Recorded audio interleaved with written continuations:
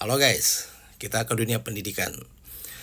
Jadi ada lagi nih statement dari Wapres kita Gibran Rakabuming Raka yang meminta agar sistem zonasi dihapuskan. Nah, lalu kemudian ada respon dari Federasi Guru. Nah, katanya apa penggantinya? Sudah dipikirkan belum? Gitu ya.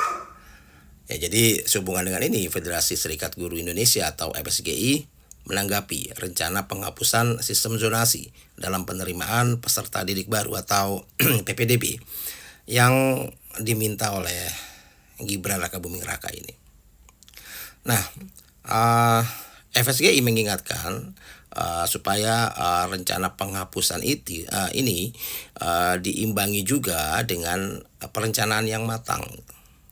Jadi Sekjen FSGI Pak Heru Purnomo mengingatkan pentingnya kajian dalam penghapusan kebijakan zonasi ini gitu ya. Karena Heru nggak ingin masyarakat nantinya yang akan menjadi korban kebijakan. Ya, atau mungkin ya Gibran kurang paham atas manfaat dari sistem zonasi ini ya. Padahal sistem zonasi pun sekarang dilakukan juga di dunia perkantoran gitu ya. Ya, jadi ini dilakukan untuk mengurangi emisi CO2, kepadatan lalu lintas di jalan, efisiensi waktu, efisiensi energi dan ekonomi, serta meniadakan kemacetan.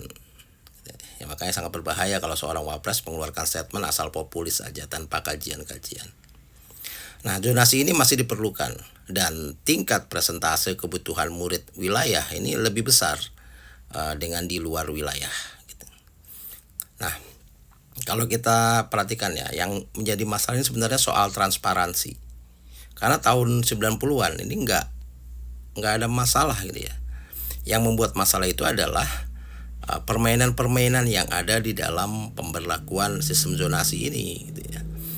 Makanya harusnya sebagai seorang wapres apalagi ya, setiap permasalahan ini harus dicari dulu akar masalahnya dan baru dimusyawarahkan solusinya. Jangan asal keluar statement aja itu ya. Nah, menurut saya justru malah bagus sistem zonasi ini. Karena agar tren pendidikan ini nggak terpusat di sekolah unggulan aja gitu ya. Nah, yang menjadikan nggak bagus itu adalah ketika kita memaksa untuk memakai sistem zonasi tapi tidak menyelesaikan masalah-masalah yang ada. Ya, seperti akses jalan, gedung yang rusak, lalu bantuan operasional, dan berbagai macam masalah pendidikan lainnya. Jadi